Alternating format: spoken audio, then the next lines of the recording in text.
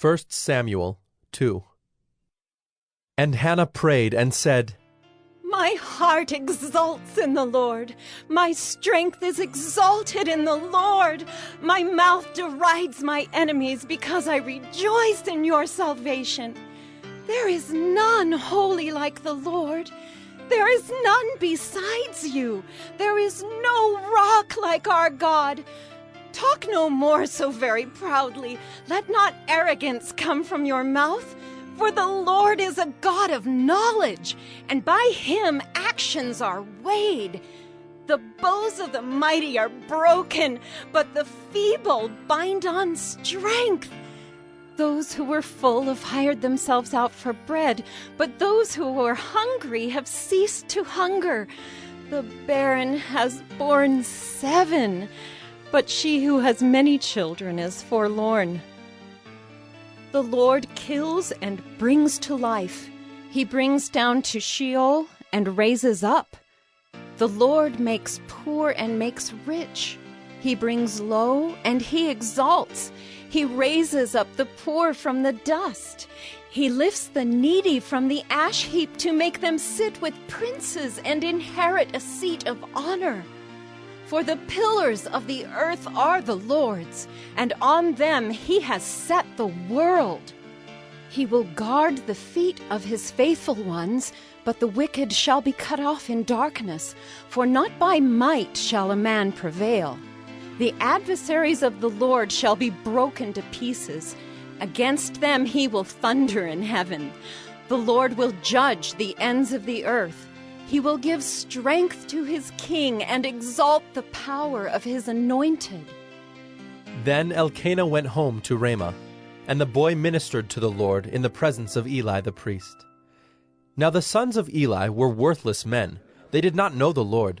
The custom of the priests with the people was that when any man offered sacrifice, the priest's servant would come while the meat was boiling, with a 3-pronged fork in his hand, and he would thrust it into the pan or kettle or cauldron or pot.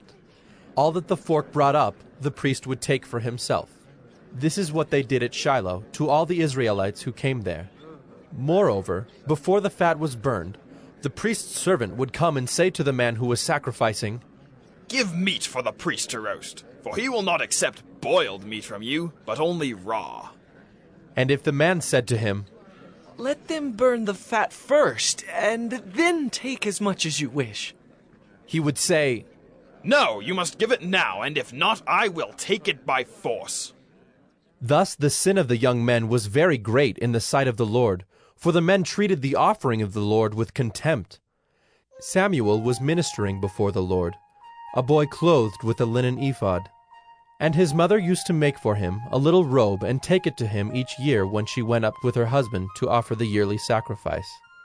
Then Eli would bless Elkanah and his wife, and say, May the Lord give you children by this woman, for the petition she asked of the Lord. So then they would return to their home. Indeed, the Lord visited Hannah, and she conceived and bore 3 sons and 2 daughters. And the young man Samuel grew in the presence of the Lord. Now Eli was very old, and he kept hearing all that his sons were doing to all Israel, and how they lay with the women who were serving at the entrance to the tent of meeting. And he said to them, Why do you do such things? For I hear of your evil dealings from all the people. No, my sons, it is no good report that I hear the people of the Lord spreading abroad. If someone sins against a man, God will mediate for him. But if someone sins against the Lord, who can intercede for him? But they would not listen to the voice of their father, for it was the will of the Lord to put them to death. Now the young man Samuel continued to grow both in stature and in favor with the Lord, and also with man. And there came a man of God to Eli, and said to him, Thus the Lord has said, Did I indeed reveal myself to the house of your father when they were in Egypt, subject to the house of Pharaoh? Did I choose him out of all the tribes of Israel to be my priest, to go up to my altar, to burn incense, to wear an ephod before me? I gave to the house of your father all my offerings by fire from the people of Israel. Why then do you scorn my sacrifices and my offerings that I commanded, and honor your sons above me by fattening yourselves on the choicest parts of every offering of my people Israel? Therefore the Lord, the God of Israel, declares, I promised that your house and the house of your father should go in and out before me forever. But now, the Lord declares, far be it from me, for those who honor me I will honor, and those who despise me shall be lightly esteemed. Behold, the days are coming when I will cut off your strength and the strength of your father's house, so that there will not be an old man in your house. Then in distress you will look with envious eye on all the prosperity that shall be bestowed on Israel, and there shall not be an old man in your house forever.